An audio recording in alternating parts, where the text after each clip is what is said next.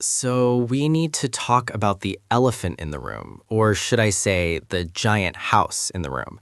You heard about the Compass and Anywhere deal, right? Oh, absolutely. It's the $1.6 billion merger that everyone in real estate is buzzing about. It's huge. Huge is an understatement, but apparently not everyone is popping champagne bottles over it. Right. And by not everyone, you mean some pretty powerful people in Washington. Exactly. Senators Elizabeth Warren and Ron Wyden just sent a very stern letter to the DOJ and the FTC this week. And when those two write a letter, people usually pay attention. They are basically sounding the alarm, telling regulators to look very, very closely at this deal. So what's their beef with the merger? Well, first off, it's about competition. They're worried this merger is going to create a monster company that makes it impossible for smaller firms to compete. Classic antitrust stuff. If you're too big, you can just crush the little guys and raise barriers to entry. Precisely.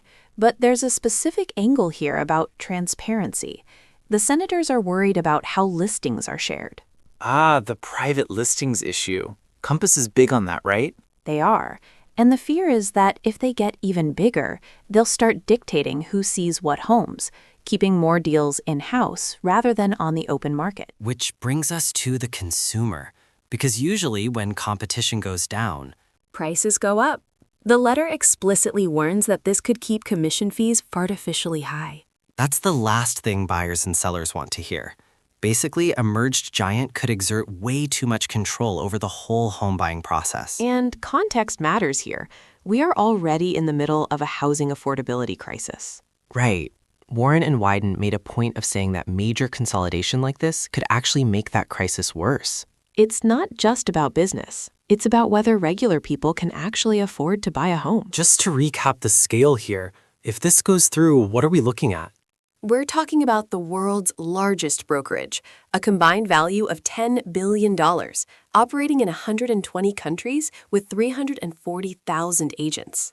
Wow, 340,000 agents under one umbrella. That is massive. Naturally, the CEOs see it differently.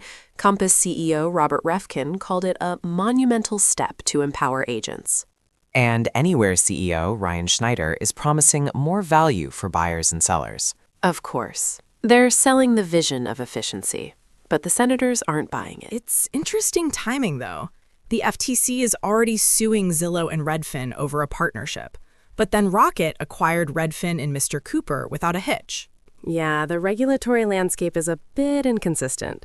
Some deals fly under the radar, others get the microscope. This Compass deal seems to be attracting the microscope. So, what's the timeline? The deal could close by the second half of 2026, but that's a long way off. If the DOJ and FTC listen to the senators, we might see a block or a heavy investigation. We'll have to wait and see if this mega merger actually crosses the finish line.